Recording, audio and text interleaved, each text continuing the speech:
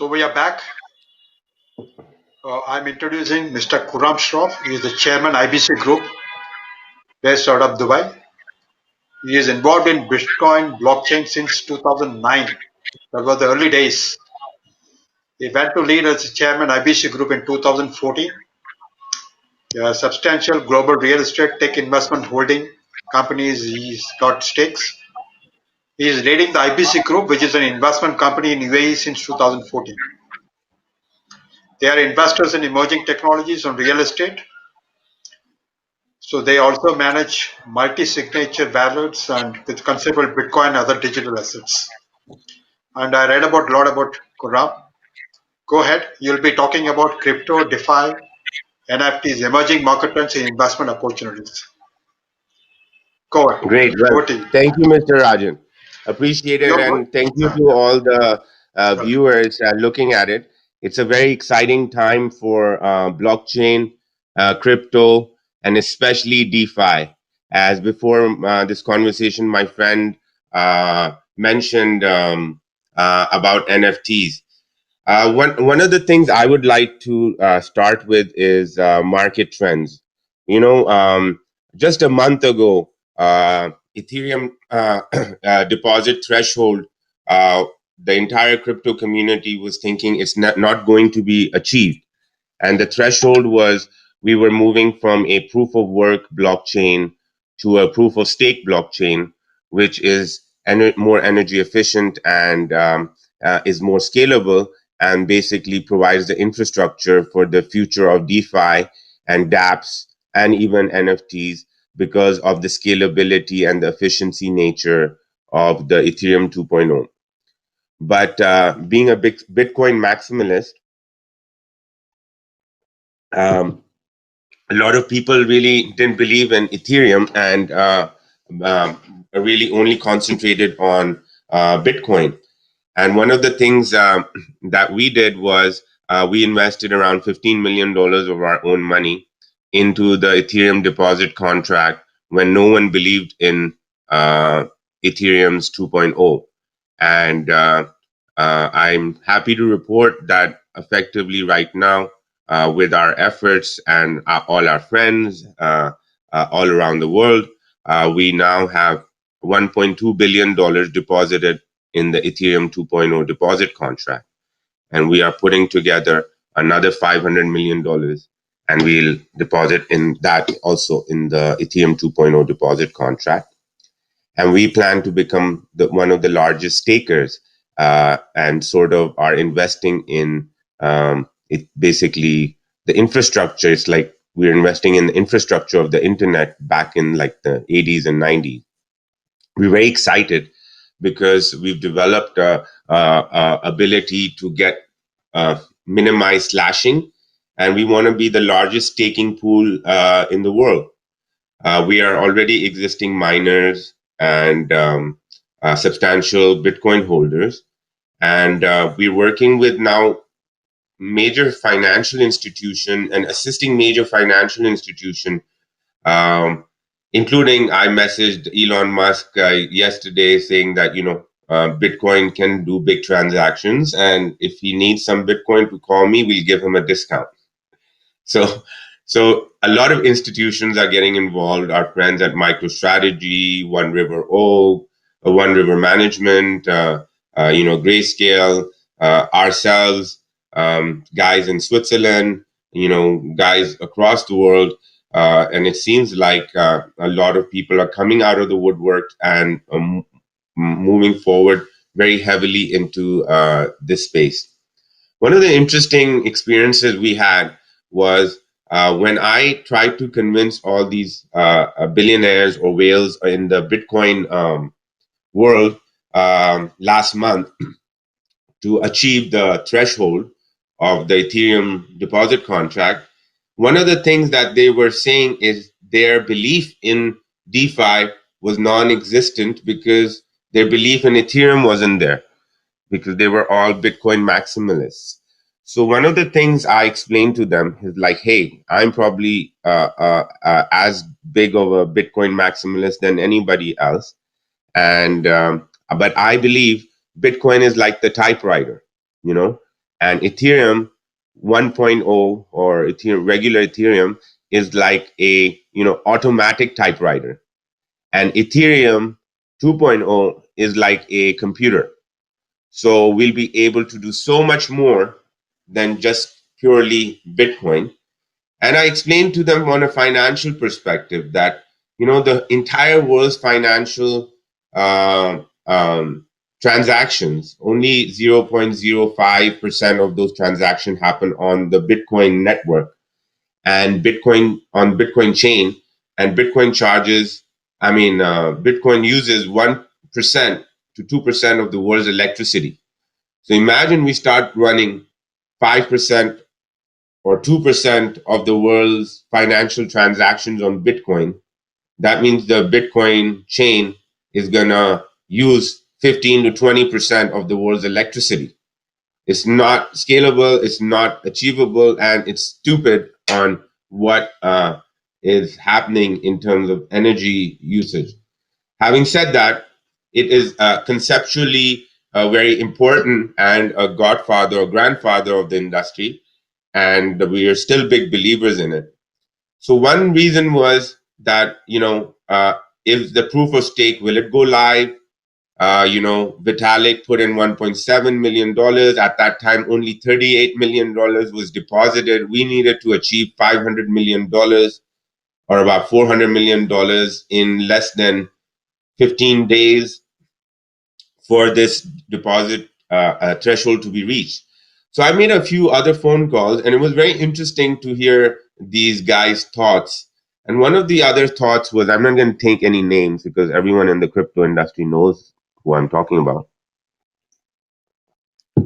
And they said, we hold institutional money, and we cannot risk on Vitalik's situation that this proof of stake is going to go live. We're going to wait till it goes live for us to jump in. So it's very interesting. It was like an egg and a chicken, chicken before the egg. And I explained to them that, listen, it's important for the Bitcoin community that Ethereum 2.0 deposit contract goes live. Why? Because if Ethereum 2.0 deposit gets delayed and it doesn't go live, the entire crypto community looks like a joke. We're already a joke. And on top of it, we cannot even collaborative affect a small deposit contract. So please, if you cannot invest it, at least announce it that you are planning to invest it. That will provide enough confidence in the market, and players, smaller players, $500,000, $100,000 players can come in and help us achieve the deposit threshold. Of course, you don't have to put in 100 million or 50 million. So, and the third thing was, we're all going to wait till the deposit contract is achieved, and then we will come in. And so it was a very hot arguments with these Bitcoin maximalists. But however, I was able to convince a lot of them, and a threshold of the deposit was achieved, and the beacon chain went live on December 1st. And it was a testament to the entire crypto community that we can come together and achieve something which is going to transform the world of finance moving forward. I believe there's a lot of opportunity in DeFi. A lot of money is being locked up in DeFi. However, it is very new, and for institutional funding to come into it, it's going to take a little bit of time. A lot of, like our friend before this, Lucky, saying is very interesting. It's a try and test environment.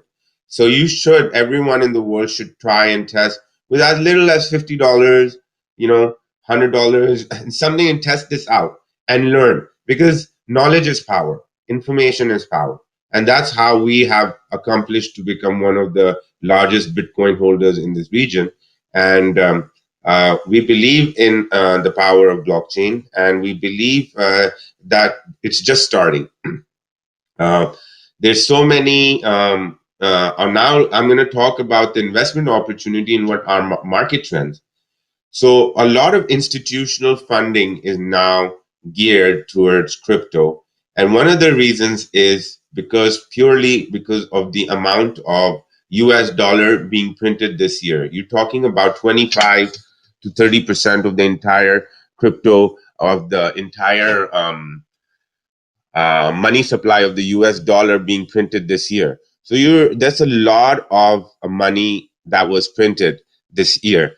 And what does that do is it provides a lot of liquidity in the equity markets, in the banking sector, in the capital markets, in the bond market. And we see a lot of companies which are realizing the possibility of US dollar weakening further, that they're all jumping into Bitcoin and cryptocurrencies. And one of the things I really like what Michael Saylor said to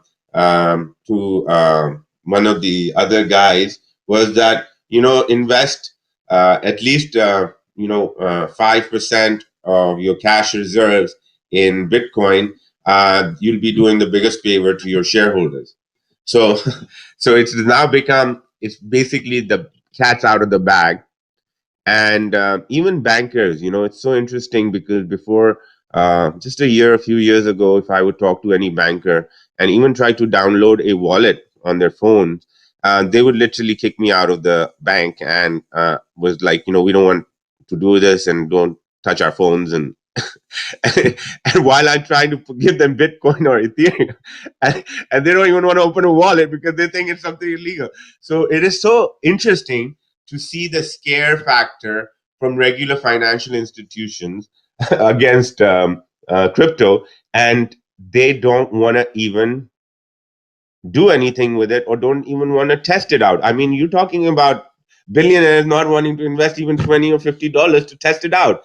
So it is so amazing to see the people scare of crypto or the blockchain industry. So I believe the investment opportunity, I think 2021 is the year of crypto for various reasons. Even numerology, 21 million Bitcoins. So a lot of our early adopters and veterans are looking at 2021 as the year that crypto is going to grow up and move forward. I would love this to be a more of an interaction session, and I'm willing to answer any questions and stuff. So if you guys have any questions during it, please do ask. In terms of NFTs, as you can see, I'm a pretty sizable art collector. We own artwork from so many different countries and some important artists from Russia. Like this is an Alexander Komsky. And then we even have our own high-end mining equipment. That's an Ethereum mine. And then we're also working with different Bitcoin ATM machines, and that's a Bitcoin ATM machine over there. So it's an interesting space that is becoming from ability of people using it, crypto ability of banks allowing it. One of the other things, very positive development has happened is Kraken. Kraken has become the first digital, got a first regulated bank license in the United States. Bank license in the United States. So what is happening is that um, um, other banks are allowing crypto custody, and so it's opening up to bankers, and the mindset has changed considerably. And one of the other things which I was very pleasantly surprised and amazed at is in Uganda, they just allowed crypto custody with the banks in Uganda. And as everyone knows, Binance has pretty sizable interest in Uganda. And Uganda seems to be becoming a crypto darling, or at least from a regulatory standpoint in the international world, becoming crypto friendly. And so one of the other investment opportunities I really believe in Africa, and DeFi and dApps and NFTs and crypto, and investment opportunities in Africa are massive. And one of the very interesting projects, which is very close to my heart, is the reason we started or got involved in Bitcoin was because of M-Pesa. So M-Pesa started by a few 19-year-old kids in Kenya, and the idea was to send P2P money and to be able to send like 1 cent or like 1 shilling and just back and forth, very little amounts of money. Of course, they charge an arm and a leg, and the concept has sort of morphed into something else. But the idea was to do a P2P money transfer. And at that time, we bought a bunch of Bitcoin, and our idea was uh, we were naive because we thought we would multiply each Bitcoin with 18 times, and we would really be dealing with people in Satoshi, and we would do a Bitcoin fork. And would use Satoshi to send money back and forth. So it was a very interesting dynamics, and we took it to a few bankers who literally kicked us out of the room and said, "No, it's illegal, and we don't want to talk to you. So get out." So it has been a very interesting aspect of getting kicked out of all these offices and banks throughout the last 5-6 years, including banks shutting down bank accounts, saying that we don't want to deal with you. And so it has been a very interesting ordeal, but I think Africa is going to it's a year of Africa 2021. And Africa is going to go um, um, um, bonkers this year. And well, one of the things is like the banks are now talking about crypto. And a lot of banks, chairmen and CEOs are like, uh, softening onto crypto. And in fact, I will talk to Lucky offline because I am in works with talking to 21 bank owners across Africa and a bunch of fintechs. And the idea is we're going to accumulate 21 banks and create a consortium and add a bunch of fintechs with it and create an Africa-wide ecosystem of banks working together. And we will, of course, implement a blockchain strategy across them, subject to the regulators' understanding and moving forward. And I'm very excited because I believe Africa has a big potential moving forward. And mm, so I see a lot of questions being asked. I will answer them directly if I will discuss, but I can answer a few right now. One of the things is I've been following you, Mr. Shroff. If you can run an STO platform, which geography would you suggest? We didn't have a great time with the regulators in Middle East getting the license ourselves. So regulators are having a lot of issue. One of the things about STOs is that it is currently very hard. I've seen a few of them being done in Switzerland and a few of them being done in the US. And I've seen a few of them being done by, out of Europe. Um, I would suggest that depending, you should speak with one of our lawyers, and I could connect you if you sent me a direct message and discuss with her and in terms of where would be the best, because there are multiple jurisdictions, and depending on the type of STU you want to run, how much money you want to raise, uh, and accordingly, we could give you some advice. Then another gentleman says some companies exchange offering between 6 to 8% on crypto and fiat currencies per annum. I think cryptos is the future of money. When do you think mass adoption at retail level of cryptos will happen? So that mass adoption is going to take a little bit of time. Why? Because you need a banking infrastructure or a distribution network. And one of the distribution networks I thought of that could be very sizable is Bitcoin ATM machine. So if we could proliferate Bitcoin ATM machine all around the world, in every single city, every single block of the world, then mass adoption could happen quicker than later.